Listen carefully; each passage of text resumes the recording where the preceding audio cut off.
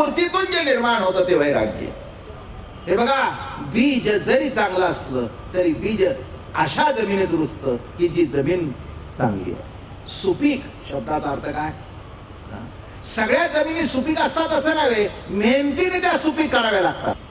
वारकरी संप्रदायाच्या दृष्टिकोनातून वैराग्य शब्दाचा अर्थ असा आहे की जो भोग जेवढा भोगायचा आहे तेवढा भोगणं हा भोग नव्हेच, ती जीवनाची गरज आहे. त्याच्या पलीकडे गेलं तर तो भोग आहे. जिथे उत्तर नाही ना तिथे नतमस्तक व्हावं, मोकळे व्हावं. उगीच आम्ही शहाणे आहात असं मिळवू नये. नाही, तुमचं उत्तर सांगा की जगात सोडून द्या हे द्वैत का, हे आहेच नाही का? डॉक्टर आपलं केस हिस्ट्री बघतात, मागच्याला डायबिटीस होता म्हणून पुढच्याला आशेला असं गृहीत धरतात. ही कुठेतरी संगती लावायची असते, पण सगळ्यांना तसं असतं असं नव्हे. कुठेतरी संगती लावायची. असं का झालं तर त्याला कारण शोधलं. तुमच्या वडिलांना असलं पाहिजे म्हणून तुम्हाला झालं. आता माझ्या आजोबांना होतं, माझ्या दोन्ही चुलत्यांना होतं, मला नाही. उत्तर काय? उत्तर काय नाही. झालं असतं तर म्हणले असते तुमची फॅमिली हिस्ट्री आहे. म्हणजे हे असं काही नाही, काहीतरी कुठेतरी आपण कारण शोधत असतो. पण जगत काय, आपलं जीवन काय, हे द्वंद्वावरच आधारित आहे. सुख दुःख, चांगलं वाईट, खरं खोटं, पाप पुण्य, डाव उजव, हे जीवनच आहे. हे संपूर्ण नामे जीवन. मी एक नेहमी सांगत असतो, चांगलं म्हणजेही जीवन नव्हे, वाईट म्हणजेही जीवन नव्हे, चांगलं वाईट नामे जीवन. नाही का? बाबा म्हणत प्रवचन करतात म्हणजे सगळं चांगलं जीवनामध्ये असं नाही आहे. जीवनच म्हणणार नाही त्याला कोणी, नाही का? कारण चांगलं म्हणजेही जीवन नव्हे आणि वाईट म्हणजेही जीवन नव्हे, चांगलं वाईट नामे जीवन.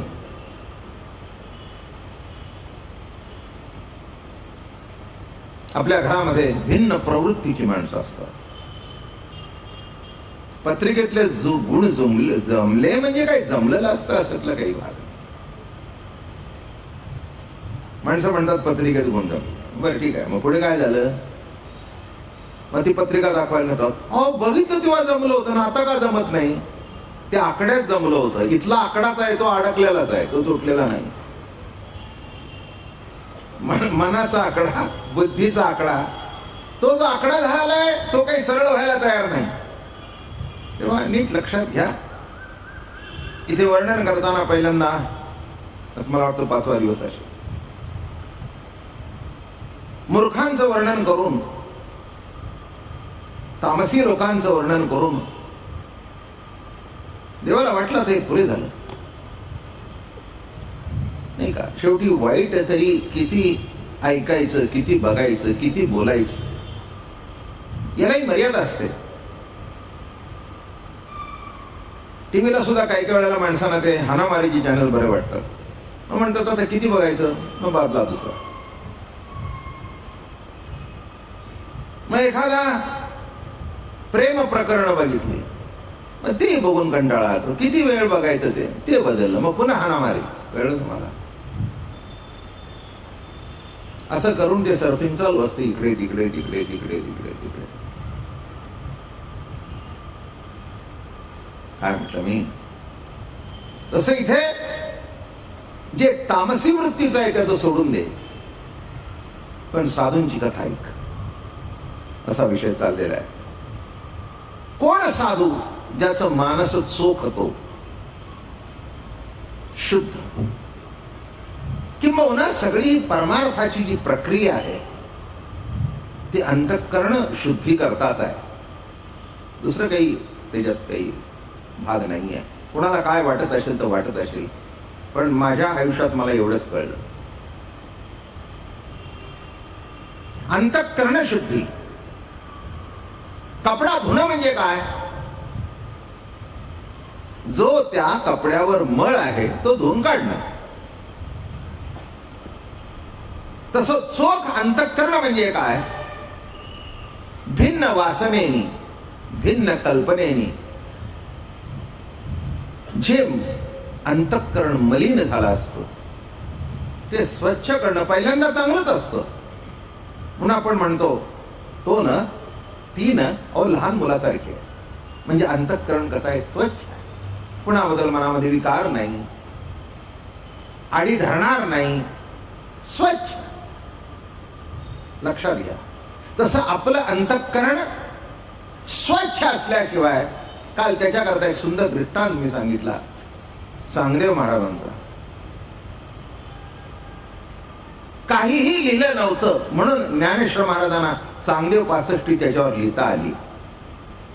काही लिहिलं असतं तर लिहिता आलं नसतं. अंतःकरण स्वच्छ कोरं होतं, शुद्ध होतं, पवित्र होतं. पण हे कोरं न म्हणता, त्याला काही कळत नाही असं न म्हणता त्याला स्वच्छ म्हणणं हे साधूचं अंतःकरण. मुक्ताबाई म्हणाली अजून कोराच आहे. किती मुक्ताबाई? ती मुक्त होती. निवृत्तीनाथ म्हणाले बाई कोरा आहे म्हणजे पवित्र आहे, शुद्ध आहे. लिही ज्ञानराजा लिही. त्याचा अर्थ कळला का? की जीवनामध्ये अंतःकरणाची स्वच्छता एवढ्या करताच परमार्थ आहे. आणि म्हणून म्हणाले जिथे अंतःकरण स्वच्छ आहे, ज्याचं मन बुद्धी स्वच्छ आहे, त्या हृदयामध्ये मी वस्ती करतो, क्षेत्र संन्यास घेतो. हा साधू कसा आहे? तर निजलिया ते उपासी वैराग्यसी. जरा पुढे काही काही माणसं वैराग्य धरतात पण त्यांच्या हातून ते वैराग्य केव्हा निष्ठून जात हे त्यांना कळत नाही. हे मान्य करायला पाहिजे. अमान्य करण्याचं काही कारण नाही आहे. 1000 वर्ष ज्या ऋषीने तपश्चर्या केली त्यांचा तपोभंग एका मिनिटात झाला. याचा अर्थ इंद्रियाने साधना केली पण जी मानसिकता, जी अवस्था निर्माण व्हायला पाहिजे होती ती झाली नाही. हा महत्वाचा भाग लक्षात आला म्हणजे पुढचं कळेल. निजलिया ते उपासी वैराग्यसी. त्याची इतकी पावर आहे की तो निजला तरी वैराग्य त्याची उपासना करतो. आम्हाला वैराग्य सांभाळावं लागतं. तो वैराग्य सांभाळत नाही. वैराग्याची उपासना किंवा वैराग्य त्याचा जीवन धर्म झालेला आहे, सहज स्वभाव झालेला आहे. एखाद्या माणसाला एखादी गोष्ट आवडत नाही हा त्याचा स्वभाव आहे. त्याला आवर्जून आवडत नाही असं नव्हे, आवडत नाही हा त्याचा झालेला सहज स्वभाव आहे. उदाहरणार्थ इथे कसं काही माझं एकदम आपण मनाला लावून घ्यायचं नाही माझं बोलणं. म्हणजे असं जर कोणी असेल तर, आता हे सिगरेट ओढणारी माणसं आहे, आपण जरूर ओढा, काही माझा आक्षेप घ्यायचं काही कारण नाही. हा सिगरेट ओढतात, मोठी गंमत असते बरं का तिथं. आता तो धूर आतमध्ये घेतो आणि बाहेर सोडतो. आता ह्याच्यात काय हे अजून मला कळलेलं नाही. मोठी गंमत आहे नाही का? म्हणजे ती 5 रुपयाची 10 रुपयाची विकत घ्यायची, फुसफुस फुसफुस करून आतमध्ये घ्यायचं आणि पुन्हा बाहेर सोडायचं. आता याच्यात काय आहे? असा काहीतरी प्रवासात चुकून काहीतरी आला तर क्वचित मग एखादा ओढतो.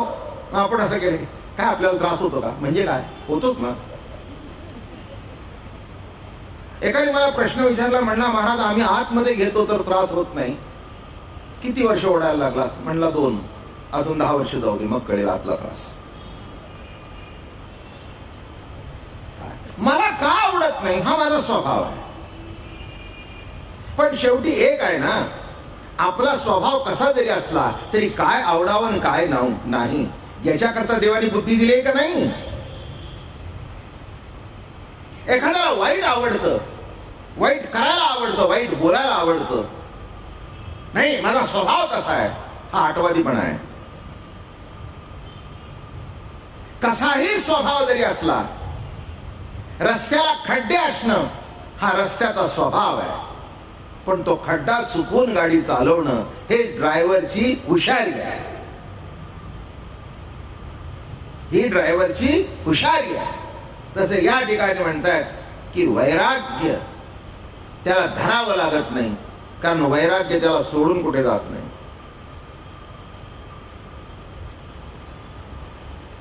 असं नाही की बाई आली की तो डोळे झाकून बसतो, असं नाही की एखादा विषय आला की तो पळत सुटतो.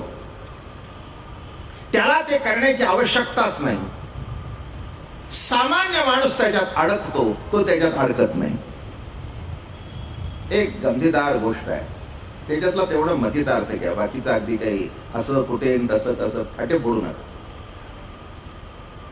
मी एक गोष्ट सांगत असतो. स्वर्गामध्ये आणि 3 ऋषी गेले इंद्राला भेटायला.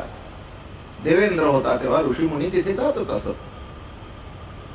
गेल्याबरोबर तिथे इंद्राच्या समोर अप्सरांचा डान्स चालू होता. काही नाही, थोड्या बहुत फरकाने आपल्याकडे जे चालतं तेच तिथे होतं.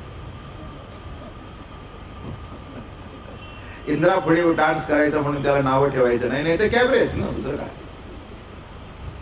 याच्यापेक्षा दुसरं काय म्हणायचं? याच्यापेक्षा काही मी दुसरी त्याला महत्वाची उपमा देत नाहीये. आहे ती वस्तू तीच आहे ना, आणि पुराणातलीच कथा आहे. आणि ते ऋषी येऊन बसले. आली ती नाचायला लागली अप्सरा. हिला रूप नाही, काही नाही, नुसता अंग विक्षेप करते तर माणसे एडवेडी होतात. ही तर रूपसंपन्न होती, उर्वशी. झालं, ती नाचायला लागली. पुढचं सुरू झालं. सगळे देवते म्हणून आत्ताचे जे सत्तेवरचे आहेत ते सगळे पूर्वी इंद्रलोकातले देवच आहेत.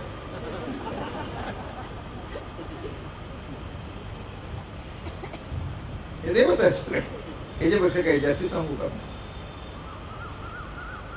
आणि झाला, नाच सुरू झाला. त्याच्यातला एक जो ऋषी होता पहिला, त्यांनी डोळे झाकले आणि पळून गेला. अभद्र अभद्र अभद्र अभद्र, पाप पाप पाप. दुसरा होता, त्याने कानही बंद केले आणि डोळे बंद केले, असा बसला. तिसरा होता, तो असाच बसला, जागचा हल्ला नाही, जागा सोडली नाही, डोळे बंद केले नाहीत, पण अंतःकरणामध्ये काही सुरू दिलं नाही. निवांत बसला. एक लक्षात घ्या, डोळे उघडे असलं म्हणजे आतमध्ये सगळं शिरतं असं नव्हे. एखादा मनुष्य पुस्तक वाचत असतो आणि मन जर दुसरीकडे असलं ना, तर पानं वाचून सुद्धा पुन्हा उलटला. नाही म्हणला, मी पानं वाचत होतो पण काय वाचलं तेच माझ्या लक्षात नाही. याचा अर्थ लक्षात आला का? की शब्द बघितले पण शब्द आतमध्ये शिरले नाही. रस्त्याने जेवढ्या गोष्टी तुम्ही बघता तेवढ्या सगळ्या आतमध्ये शिरतात का तुमच्या? कितीतरी तुम्हाला न दिसता जातात. एखाद्या वेळेला समोरचा मनुष्य असतो, तुम्ही तुमच्या विचारात चाललेला असतो, तो म्हणतो, ओ गोविंदराव, हा काय हो, काय कमाल आहे, बघताय जाताय अंगावरून. अरे नाही रे, मी तुला बघे. कसा नाही म्हणला, असं बघत होता माझ्याकडे. अरे म्हणले, माफ कर, तुला मी असं करीन का? खरंच, पण माझं मन दुसरीकडे होतं. म्हणजे लक्षात आलं का? डोळे उघडे असले तरी दिसतात असं नव्हे. हा, आपली पुष्कळशी पुरुष मंडळी सकाळी टाइम्स ऑफ इंडिया वाचत असतात. आणि त्याच्यामध्ये गडून गेलेले असतात. इतके गडून आपण जातो की जणू काही संबंध भारताची जबाबदारी आपल्यावरच आहे. आणि त्याच्यातलं सगळं रसग्रहण करून याची सगळी उत्तरं आपणच येऊन पाठवणार आहोत. मग बायको, अहो ऐकलं का, चहा झालाय तयार, अहो ऐकला का, अहो ऐक, एकदम जी ओरडते. काय झालं म्हणला, अहो म्हणले 3 वेळा सांगितलं. नाही म्हणाला, मी ते इतका गडून गेलो होतो. म्हणजे कानात गोळे घातले होते का? कानात गोळे घातलेले नाहीत, पण मन त्या वाचण्यामध्ये इतकं गुंतून गेलं होतं की कानात शब्द शिरून सुद्धा आतमध्ये गेला नाही. त्याचा अर्थ कळला का? ऋषीने डोळे उघडे ठेवले म्हणजे काय? की तो तिथे बघत होता, पण त्या बघण्याचा असर त्याच्या मनावर झाला नाही, त्याचा चित्तावर झाला नाही, कुठेच झाला नाही. लक्षात ठेवा, इथेच त्याचा अर्थ असा आहे, निजला तरी वैराग्य त्याची उपासना करतो. वैराग्य ठरणं निराळं आणि सहज स्वभावता वैराग्य अंतःकरणातून प्रकट होणं निराळं. नाही का? आपलंही सुद्धा असंच आहे. जसं संसारिक जरी असला तरी कालांतराने पुष्कळ गोष्टीचं अनिच्छा निर्माण होते. अनिच्छा निर्माण होणं नामे वैराग्य, नाही का? आता महिला मंडळी आहेत, तरुणपणामध्ये किती साड्या चांगल्या असाव्याशा वाटतात, नाही का? बाजारात नवीन आली आणि हातात पैसे असले की ती आपल्या घरात आलीच पाहिजे. दागदागिने असावेत, चांगले असावेत, गळ्यातले 2-4 प्रकारचे असावेत, बांगड्या 2-4 प्रकारच्या असाव्यात, अंगठ्या भिन्न भिन्न असाव्यात. कालांतराने शरीर थकतं, वापरून वापरून अनिच्छा निर्माण झालेली असते. मग असं वाटतं जास्ती काही नको, आपलं अंग झाकण्यापुरतं नीट नेटकं व्यवस्थित स्वच्छ असलं म्हणजे जा. माझं बोलणं कळलं का? मग कुणीतरी मैत्रिणी विचारलं, अगं काय सध्या तू अगदी साधं साधं. अगं नाही का, आता काय सगळं विशेष काही नाही. आता काय भोग भोगून सरलं पाहिजे बर का पाटील साहेब, तुम्ही असताय आम्हाला बरं वाटलं. काय शेवटी आमची प्रवचने एवढ्याच करता आहेत की आपल्या मनामध्ये आपल्या वृत्तीमध्ये जर कोणचा भोग असेल तर त्याच्यापासून अलिप्तपणाने आपण राहावं, एवढ्या करताच आहे. नाही तर प्रवचन कशा करताय, नाही का? भोग भोगिता हो सरले सकळ, नाही का? भोग भोगणं, आवरून धरणं आणि अनिच्छा निर्माण होणं. शब्द कळले का? आवरून धरणं नाही, सहज स्वभावता अनिच्छा. नाही खावंसं वाटत, नाही का वाटत नाही, नाही इच्छाच नाही. तसं मनापासून त्याच्याबद्दल अनिच्छा निर्माण होणं नामे वैराग्य आहे. वैताग म्हणजे वैराग्य नव्हे. माझं बोलणं कळलं का? हो, एखादा माणूस वैतागून बायकोला सोडून जातो. तो म्हणला तू बायकोला सोडला, मी सुद्धा वैराग्य आहे म्हणला. ते म्हणले सोडू नकोस, त्याच्या गप्पा मारू नकोस. म्हणजे भांडण झालं म्हणून घरातून बाहेर पडलाय 4 दिवस.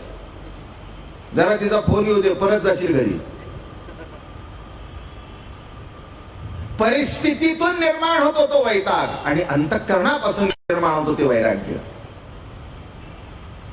वैताग आणि वैराग्य हा फार भिन्न स्वभाव आहे, भिन्न गुणधर्म आहेत. वैताग जाऊ द्या, द्या सोडून, नाही इच्छाच नाही, अनिच्छा. जरा सुद्धा मनामध्ये कुठे ते असं करावं अशी मनामध्ये इच्छा नाही. ते उपलब्ध असून, भोग उपलब्ध असून त्याच्याबद्दल अनिच्छा निर्माण होणं नामे वैराग्य. वैताग म्हणे नव्हे, नाही का? मी ठरवलंय म्हणाले आमचं खायचं नाही. आता उपास तापास माणसं करतात ना, खायचं नाही म्हणतात, पण आपल्या ताटात जर दुसरं असलं तर त्यांचं तिथे लक्ष जातं. बायकोचा गुरुवार असेल, काय शनिवार असेल किंवा याचा काय असेल, आणि तिने मुलांनी जर भजी बिजी केली कांद्याची सुंदर, मग तो म्हणतो आज 7 दिवस मिळाला का तुम्हाला करायला? अहो तुमचा उपवास तुम्ही करा ना, आम्हाला का त्रास देता? नाही, आम्हाला काही त्रास द्यायचं काही कारण आहे का? आम्ही म्हटलं का तुम्हाला की तुम्ही करा म्हणून? मग करताय ना, नीट करा ना. आमच्या भज्यात तर तुमचं मन का? अशा माणसांच्या मुद्दाम आपली पेट घेऊन समोर त्यांच्या खात बसावं. चिडा किती चिडतात. उपास तापास हे विकार बंद होण्याकरता ना, पण मी असं बघितलंय जे उपास तापास करतात त्यांच्यात हे क्रोध जास्ती येतो, जास्ती रागवत होतो. त्याला असं वाटतं एवढं मी करतो ना आवरलं जात नाही, असं काही उपास तापास करून काही आवरलं गेलं तर फार बरं होईल, तसं नाही जात. म्हणून मी म्हटलं वैताग निराळा आणि वैराग्य निराळा. स्वयंस्फूर्तीतून जे निर्माण होतं ते वैराग्य. सहज नाही खावंसं वाटत. खरं सांगू का, खरंच हो, नाही मला इच्छा नाही मनापासून. आता म्हणणं लक्षात घ्या, समोर आलंय एखादा खाल्ला असतो तो बरंच असतो, तसं नाही. तो वैताग आहे, मनातून जळफळाट आहे की आपल्याला खाता येत नाही, हा जळफळ आहे, तो वैताग आहे. स्वयंस्फूर्ती नाही, आपल्याला काही बंधन नाही, आपल्याला कोणी खाऊ नको म्हणत नाही, पण आपल्याला खायचं आणि इच्छा आहे. तसं या ठिकाणी निजल्याती उपासी वैराग्यसी, हा जो साधू आहे तो वैराग्य धरत नाही, किंबहुना वैराग्य दवडिता पाठी लागे. वैराग्य त्याच्या मागे लागलेलं आहे. आमचं वैराग्य केव्हा गळून जाईल हे सांगता येत नाही, आमचं वैराग्य केव्हा नष्ट होईल हे सांगता येत नाही, आम्ही धरलेले नित्यनेम केव्हा मोडले जातील हे सांगता येत नाही. बर का, जगद्गुरु तुकाराम महाराज केवढे मोठे सत्पुरुष होते, असामान्य होते, म्हणून कळसावर जाऊन बसले, संप्रदायाचा कळस झाला.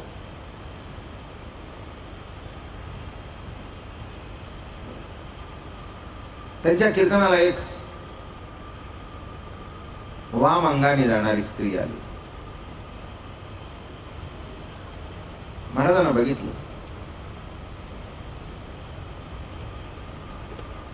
आणि ज्याला गळे पडू म्हणतात ना, गळ्यात पडली नाही पण गळे पडू, मराठी भाषा मोठी गमतीची आहे. गेली, पाय बी धरले, म्हणले महाराज मी येऊ का तुमच्या बरोबर? ते म्हणले बाई, गावातले पुरुष मेले म्हणून माझ्याकडे आलीस का? आणि एकच उत्तर दिलं, पराविया नारी रुक्मिणी माते समान. काय किती सुंदर उत्तर दिलं.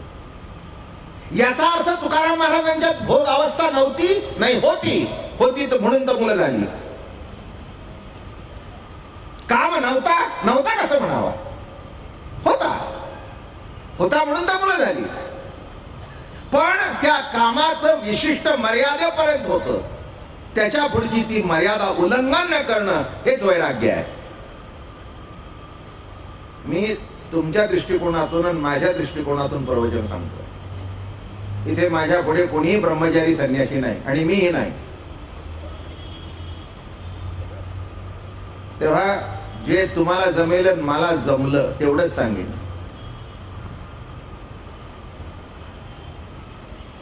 वारकरी संप्रदायाच्या दृष्टिकोनातून वैराग्य शब्दाचा अर्थ असा आहे की जो भोग जेवढा भोगायचा आहे तेवढा भोगणं हा भोग नव्हेच, ती जीवनाची गरज आहे.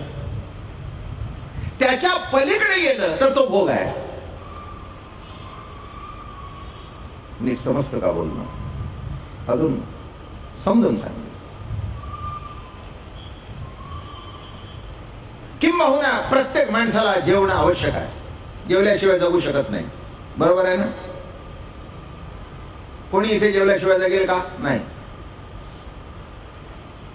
पण अति खाल्लं तर डॉक्टर सांगतात जरा जिभेवर कंट्रोल ठेवा.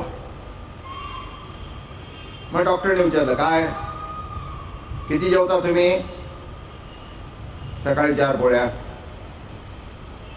उठल्याबरोबर नाश्ता, 1 ग्लासभर दूध, 4 पोळ्या, मागचा पुढचा भात, 1 ग्लास ताक, 4 वाजता ऑफिसमध्ये बटाटे वडे. छान.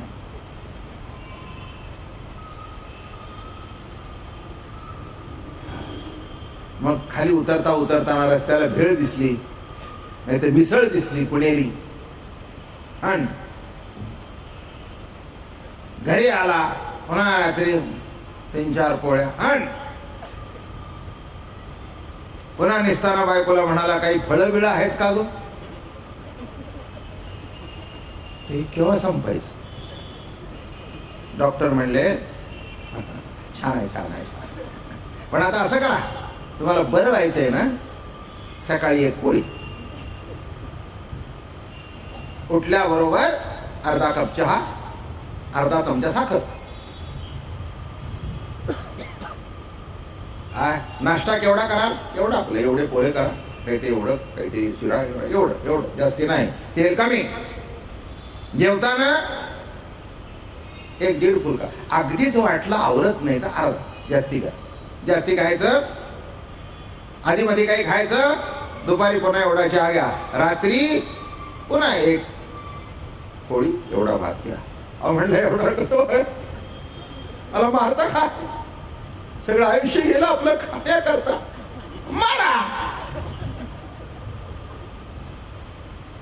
डॉक्टर म्हणले तुम्ही मला फी देऊन माझ्याकडे आलाय, योग्य तो सल्ला द्यायला पाहिजे. बोलणं समजलं का? खाऊ नका असं नव्हे, खा, पण मर्यादा उल्लंघन करून खाऊ नका. मर्यादित खाणं हेच वैराग्य आहे माझ्या दृष्टिकोनात.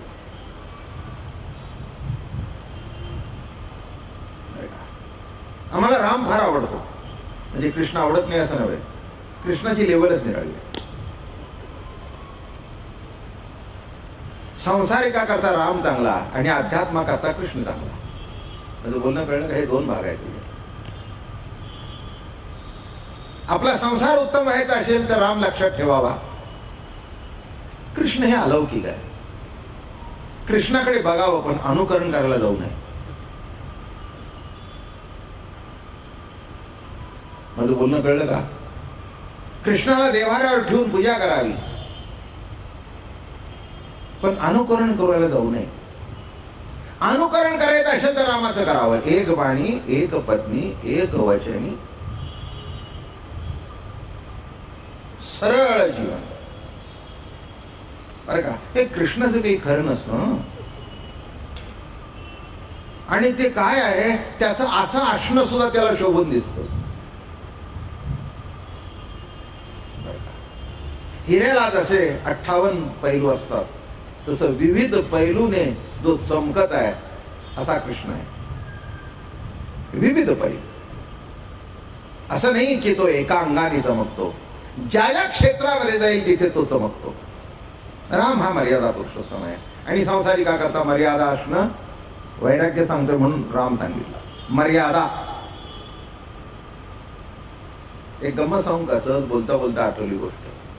मर्यादा उल्लंघन केल्यानंतर अहो जानकीला सुद्धा सोडलं नाही, रावणाने उचलून न्यायचं. आहे ना कथा आपल्याला माहितीची, पण गमतीची कथा आहे ती थोडीशी. आपल्याला तर सगळ्यांना ज्ञात आहे की रामचंद्र प्रभू जानकी लक्ष्मणजी दंडकारण्यात होते, बसले होते आणि एक सुवर्ण मृग समोरून गेला.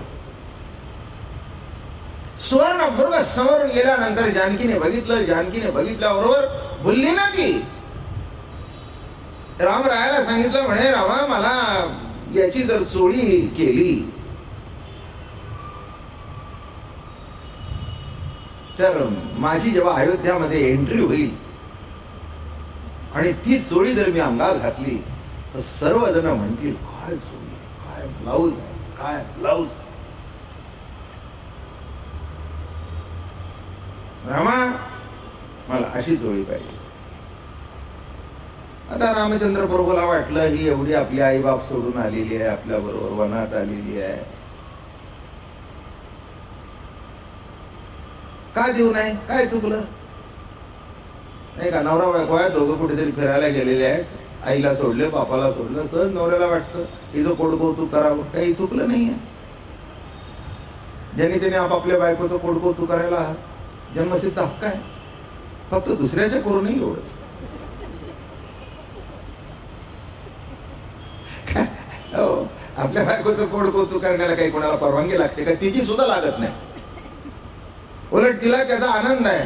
ती लक्षात ठेवील की आज माझा नवरा फार गोड बोलला, तो काही प्रश्न येत नाही. आता वनामध्ये गेल्यानंतर तिने मागावं मला मृगाची कांचुळी दे. पण नाथाने इथेच गंमत केलेली आहे, उत्कृष्ट होईलेली रामायणातली. मागता मृगाची कांचोळी सर्व सुखाची झाली होळी, अंतरला रामदुरी. काय लिहितात नाथ महाराज? मृगाची कांचोळी मागितली, पण त्याच्याकरता रामाला तिच्या मागे पाठवला. कळलं का? आम्ही जवळचा राम टाकतो आणि वस्तूच्या मागे लागतो. कथा छोटीशीच आहे पण वर्माची आहे. आम्ही देवाकडे जातो पण विषयाकरता जातो, देवाकडे जातो पण वस्तू करता जातो.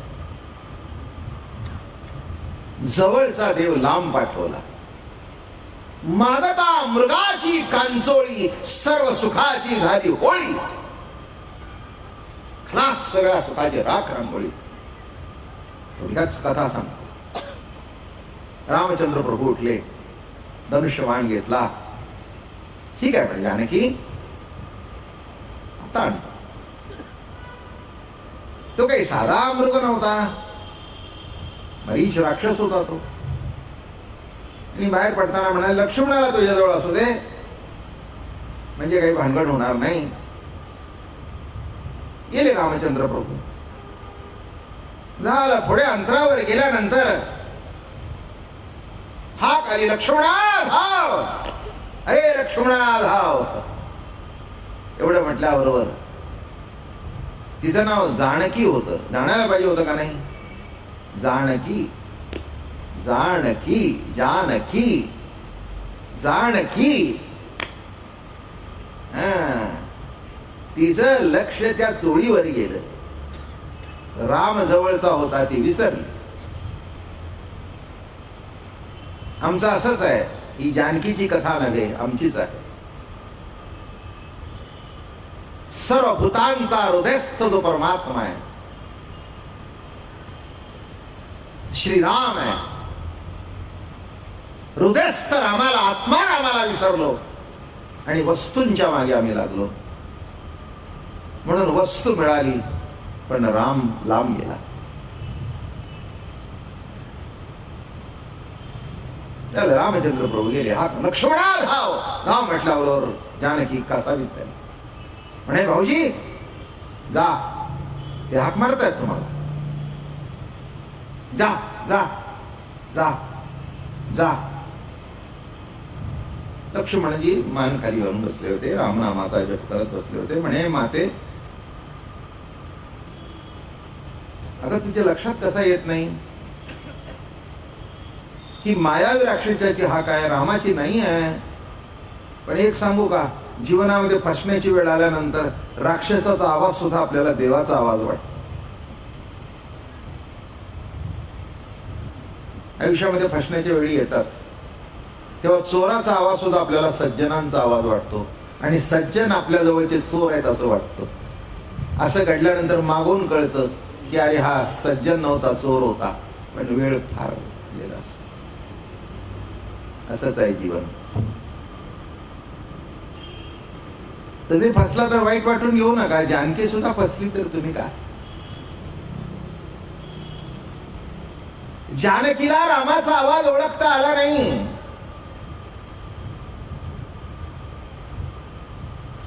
त्याच्याकरता लक्ष्मण असावा लागतो जवळ.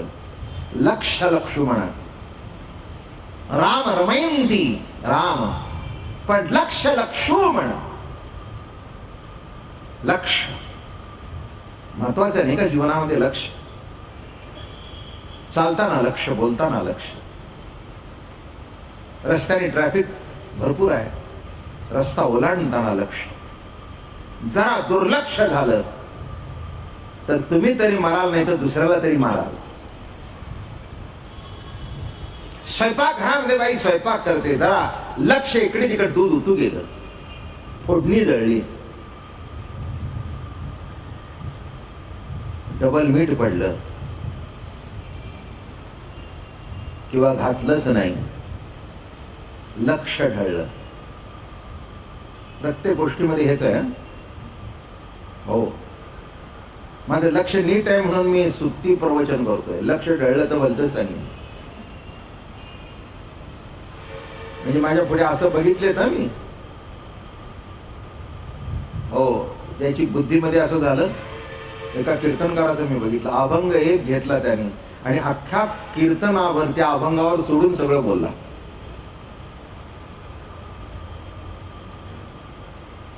किंवा एखाद्या माणूस भाषणामध्ये सुद्धा इतकं विषयांतर करतो की शेवटी त्यालाच लक्षात येत नाही आपण काय बोलतोय आणि काय नाही.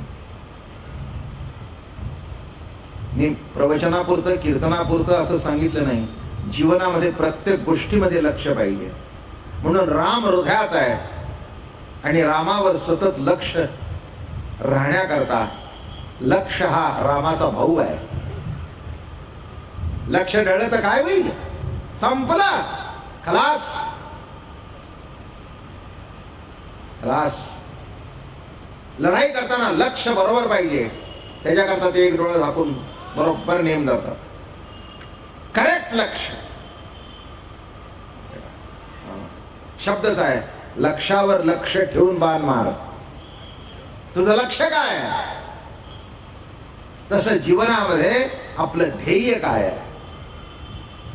आपलं लक्ष जर विचलित झालं, सगळ्या जीवनातली घटना चुकून जाते. अत्यंत आवश्यक आहे लक्ष. पुष्कळ असं कळतं की आपला अंतरात्मा आपल्या काही काही गोष्टी चुकीच्या लक्षात आणून देतो, पण आपण आपल्या वासनेपोटी, अहंकारापोटी ती डावलून पुढे जातो. लक्षात ठेवा, आईचा हात सोडून जे मूल रस्त्याने पळत सुटलं ते गाडी सारी आल्याशिवाय राहत नाही.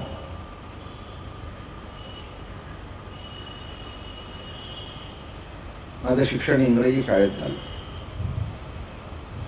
कॉन्व्हेंटमध्ये झालं. तेव्हा ख्रिश्चन मुलं जी होती त्यांना ते बायबल वगैरे शिकवायला जायचं. आम्हाला ते काही शिकवत नव्हतं, काही प्रश्नच नव्हता, पण आम्हाला मॉरल्स म्हणून असायचं. आणि मला अजून आठवतं त्याच्यामध्ये एक प्रश्न होता, what is voice of conscience.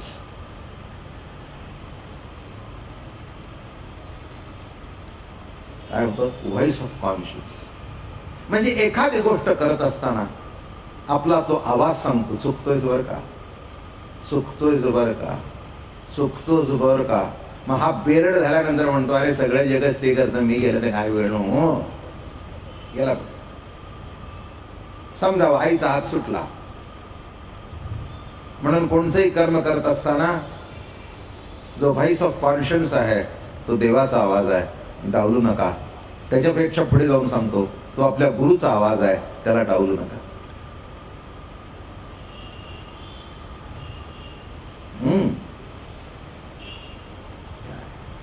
ते डावलले की संपलं ना. नाही, पैसे खाणारे असतील, सध्या जीवनाचा तो एक अविभाज्य घटक झालेला आहे. मी ते यातून बाहेर पडू शकत नाही, अवघड आहे बाहेर पडणं, इतकं सोपं नाही आहे. सगळी व्यवस्थाच, समाज व्यवस्था भ्रष्टाचार आधारित झाल्यानंतर जे घडायचं असतं तेच घडतंय. ते नाही म्हणण्याकरता सुद्धा पावर लागते. असं म्हणता का ते घेत असताना याचा आवाज सांगत नाही, हे चुकतंय म्हणून पिणं वाईट आहे, समोर ग्लास ठेवलेला आहे, असं म्हणता का आतला आवाज सांगत नाही?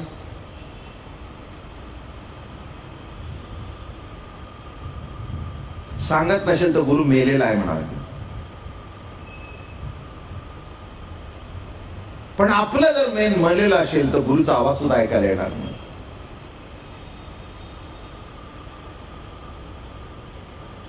रोजचा पिणारा असला तरी त्याचा आवाज सांगतो, चुकतोयस, चुकतोयस. रस्त्यात पडलेला आहे, कोणीतरी उचलून घडीत आणतं. बायको म्हणते, अहो काय तुम्हाला म्हणावं, किती राबू, किती बोलू. म्हणतो आता पुन्हा करणार नाही.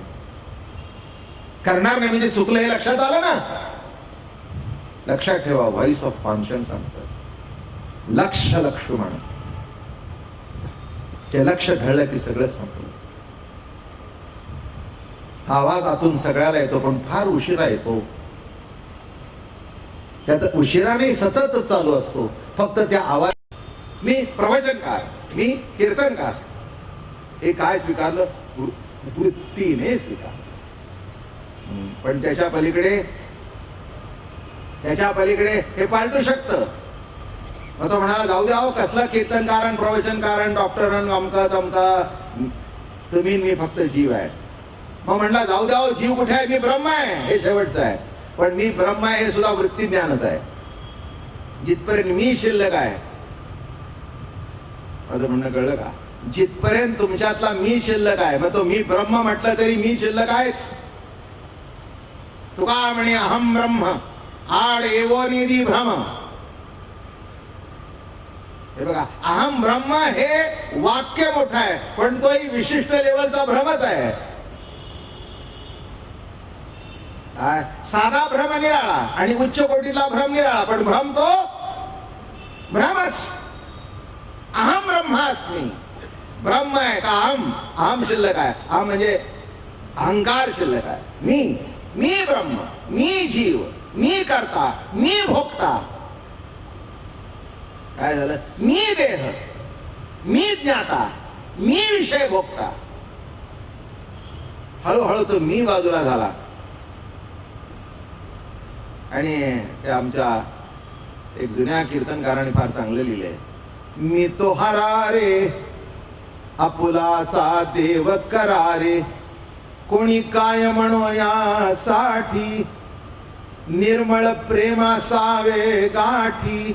मी तो हरा रे आपुलासा देव करा रे. किती साधं सोपं. मी तो हरा रे आपुलासा देव करा रे. संसारामध्ये सुद्धा माणसं मी हरल्याशिवाय जवळ येत नाही. मी जिथपर्यंत हरत नाही तिथपर्यंत संसार यशस्वी होत नाही. पती पत्नी असू दे, बाप मुलगा असू दे, गडी नोकर असू दे, मी संपावाच लागतो. मी संपला नाही तिथपर्यंत संसार होतो, मुलं बाळ होतात, पण संशयातला संसार आहे.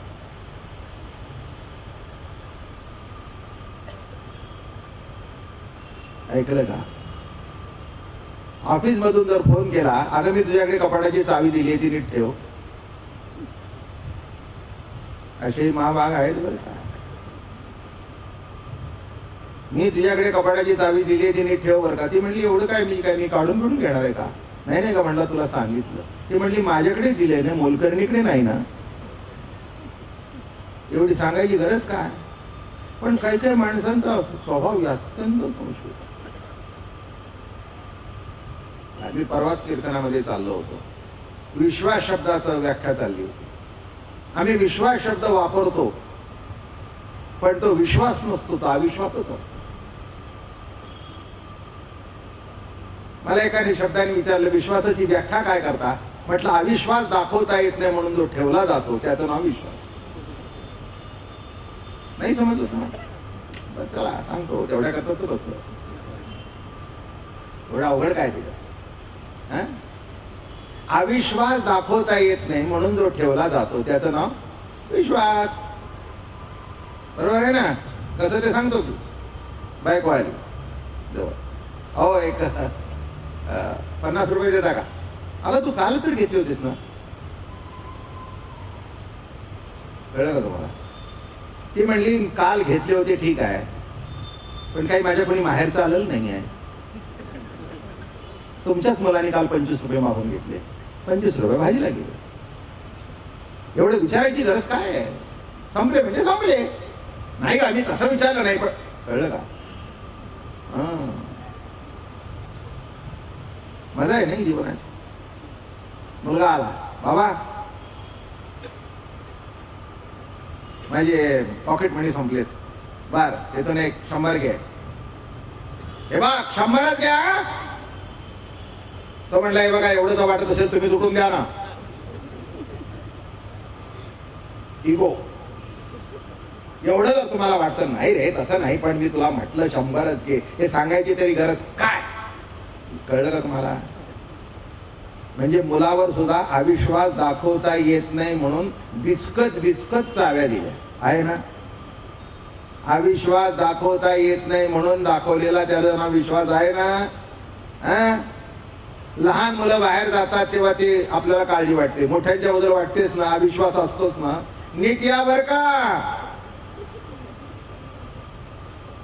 मी म्हटलं नाही म्हणजे कोणाला बाबूला सांगताय का तुम्ही. नाही नाही म्हणले बाबूच्या बापाला सांगतो. म्हटलं बाबूचा बाप किती वर्षाचा. ते म्हणले 55 वर्षाचा. मग आता त्याला नीट या काय सांगताय. अहो नाही हो गाड्या फार असतात. मी म्हटलं अजून तुम्हाला कोण नाही त्याला मी रस्ता ओलांडताना इकडे इकडे बघावं. माझं म्हणणं कळलं का. प्रत्येक गोष्टीमध्ये अविश्वासच आहे. मी एक खास दृष्टांत याच्यात सांगत असतो. चला गंमत म्हणून सांगतो. माझं प्रवचन आपलं गंमत म्हणूनच आहे का. फार काही मिळवायचं काही नाही. सहज हसत खेळत आनंद लुटत प्रवचन ऐकावं. बाबा महाराजांना घरी जेवायला बोलवलं. आम्ही म्हटलं या. येतो बरोबर लगेच अगं कळलं का बाबा महाराज आपल्याकडे घरी जेवायला येणार आहेत. जेवण चांगलं करा.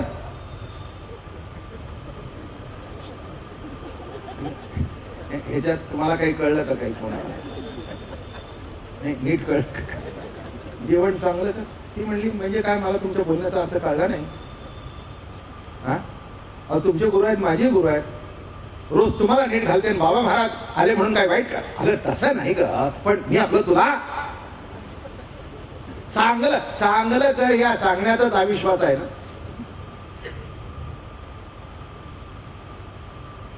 बघा महाराज आधी टाइमशीर येतात. व्यवस्थित करा. हो करते ना. ऐकलं का. सगळ्या गोष्टी जर तुम्ही आता घरी जाऊन यादी करा म्हणजे तुम्हाला कळेल किती अविश्वासात वावरताय तुम्ही. बरोबर आहे ना. प्रवचनाला निघाले नवरा बायको. यायला आपल्याला उशीर होईल नाही का. हा बर कुलूप लाव. ती आली खाली. कुलूप नीट लावलंस ना.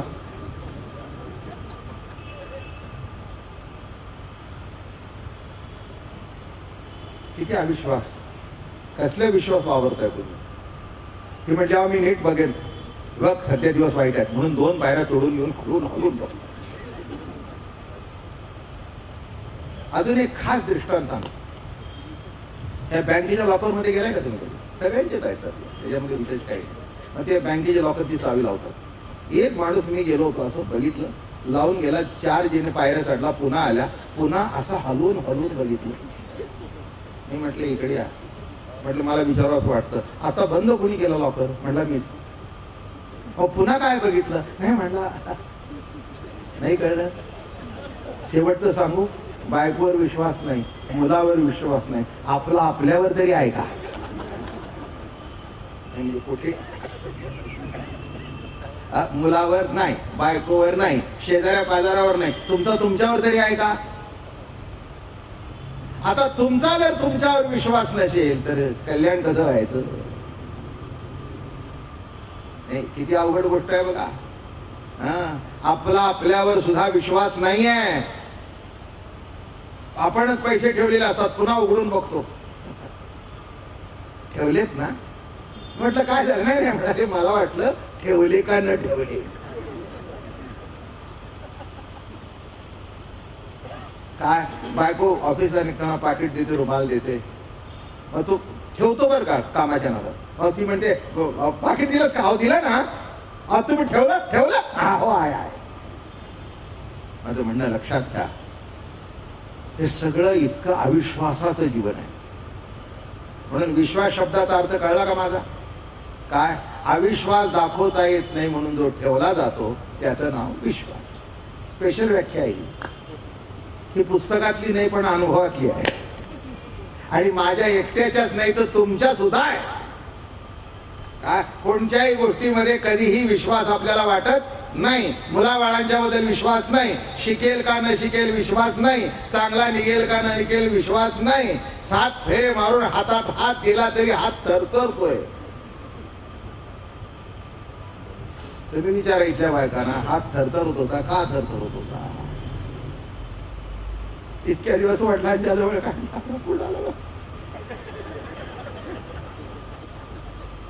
कोणाला माहित कवीच आहे का कसा.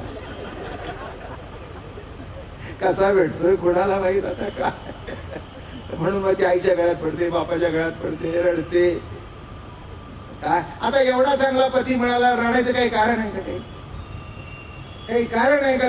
काही नाही, पण एक कुठेतरी अविश्वास आहे म्हणा. खरंच चांगला वागेल का? खरंच आपल्याला नीट सांभाळेल का? नाही का? म्हणजे संपूर्ण जीवनाचा जर पाया बघितला तर अविश्वासच दिसतो मला. तुम्ही म्हणाल महाराज तुम्ही उलट चित्र मांडलंय. उलट नाही, आहे ते मांडलं. मी उलटही मांडत नाही, सरळही मांडत नाही, जे आहे ते सांगितलं. म्हणून तो अभंग मी नेहमी सांगत असतो हे निरूपण करत असताना. तुकाराम महाराजांना विचारलं, महाराज तुमचा विश्वास कोणावर आहे? ते म्हणले संताचे पायी हा माझा विश्वास. पण त्या अभंगामध्ये गंमत आहे बरं का, त्यांनी देवाचं सुद्धा नाव घेतलं नाही. मी म्हटलं तुमचा देवावर विश्वास नाही का? ते म्हणले बिलकुल नाही.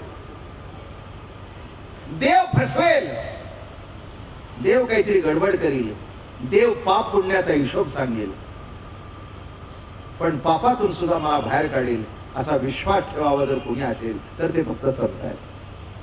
गंडा दोरावाले संत नव्हे, मी त्यांची व्याख्या करत नाही, ते देवऋषी आहेत सगळे. माफ करा, कोणाच्या भावना दुखवायच्या नाहीत मला. आजच सकाळी माझ्याकडे कोणीतरी भेटायला आलो होते. त्याने विचारलं, म्हणले महाराज संताची व्याख्या काय? म्हटलं बाबा महाराजाची सोडून दे, पण महाराजांनी केलेली व्याख्या सांगतो. ते म्हणाले, तेची संत ज्यांचा हेत विठ्ठली, नेणती काही टाणा टोणा नामस्मरणा वाचून. टाणा नाही, टोणा नाही, अमका नाही, भानगड नाही, काही नाही. काय गंडा नाही, दोरा नाही, नारळ घ्या नाही, काही भानगड नाही. आम्ही जातो, खूप वेळेला माझ्याकडे येतात, आमच्या मुलीला नारळ द्या. अरे कशाला भानगडी करतो या? त्या भानगडी कशाला पाहिजेत? प्रभूची उपासना, साधू संतांचा आशीर्वाद, हे असं कुठे करून काही माणसं नको त्याच्यावर विश्वास ठेवतात म्हणून या भानगडी होतात. वारकरी संतांचा परमार्थ हा चोख परमार्थ आहे, कुठे इकडे तिकडे काही भानगड नाही. एक नामस्मरण, संतांच्यावर पूर्ण विश्वास, शब्दाचा अर्थ श्रद्धा म्हणा, पूर्ण श्रद्धा. आणि माझी खात्री आहे, माझ्या आयुष्याचा अनुभव आहे, जीवनामध्ये जशी श्रद्धा तुमची परिपक्व होईल तसा तसा अनुभव येत जाईल. पण त्याच्याकरता एकच पाहिजे, तरी जयाचे चोखट मानस. ज्याचं मन चोख आहे, ज्याची बुद्धी चोख आहे, ज्याचे आचार विचार चोख आहेत, तिथे हे सगळं रुजतं. हे बघा, बीज जरी चांगलं असलं तरी बीज अशा जमिनीत रुजतं की जी जमीन चांगली आहे. सुपीक शब्दाचा अर्थ काय?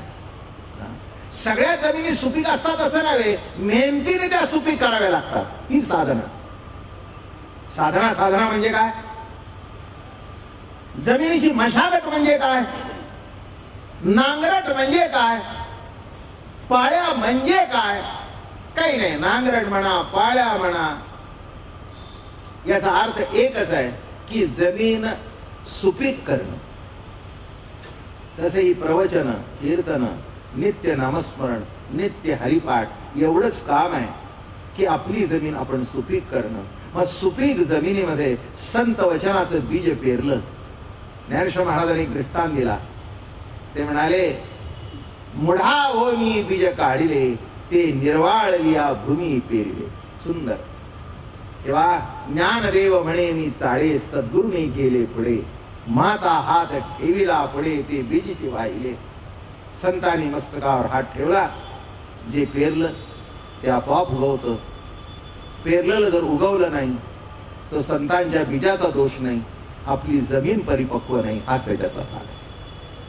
त्याच्याकरता नामस्मरणाच्या माध्यमातून, म्हणून ओवी कशी आहे, तरी जयाचे चोखट मानस.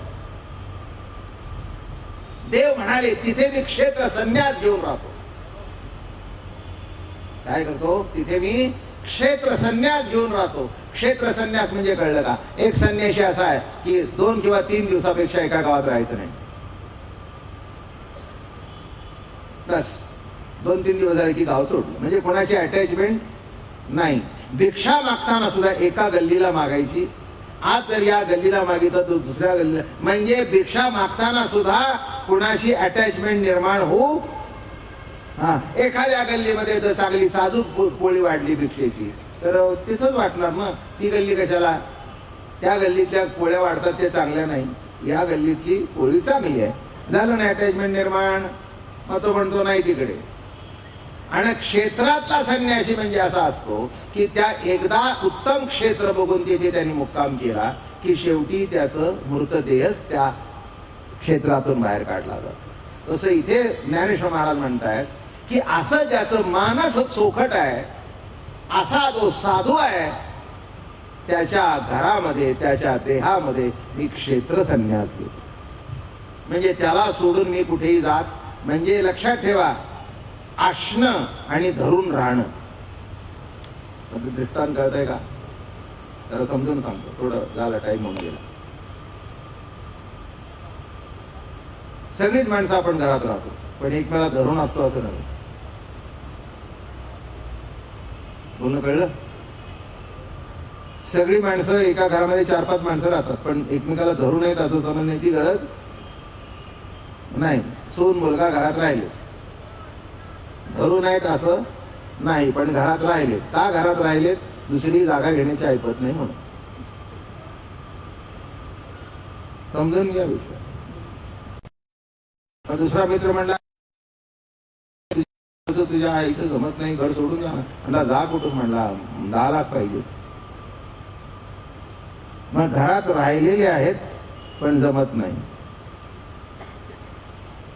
तसे एका ठिकाणी राहणं निराळं आणि प्रेमाने राहणं निराळं, जमवून घेणं निराळं आणि जमणं निराळं.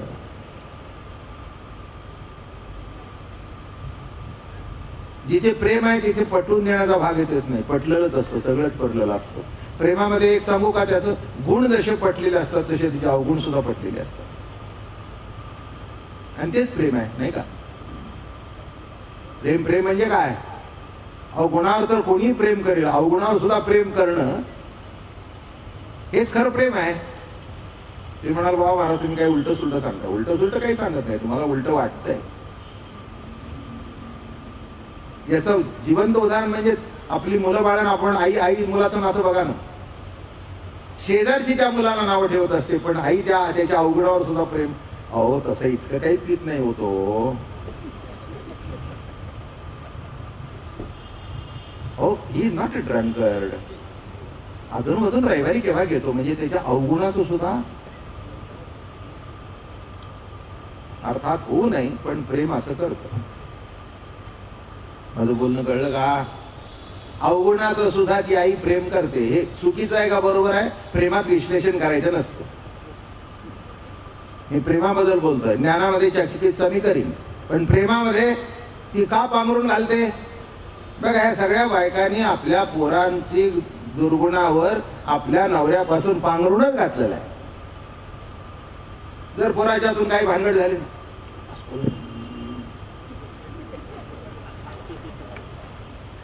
आगाई ते माझ्या हातून 100ची नोट गेली, हरवली, असं आहे बरं, तू काही काळजी करू नको, तू बोलूही नको, मी जास्ती काढून तुला देईन. आता तुम्ही म्हणाल हे बरं आहे का बाईचं वागणं?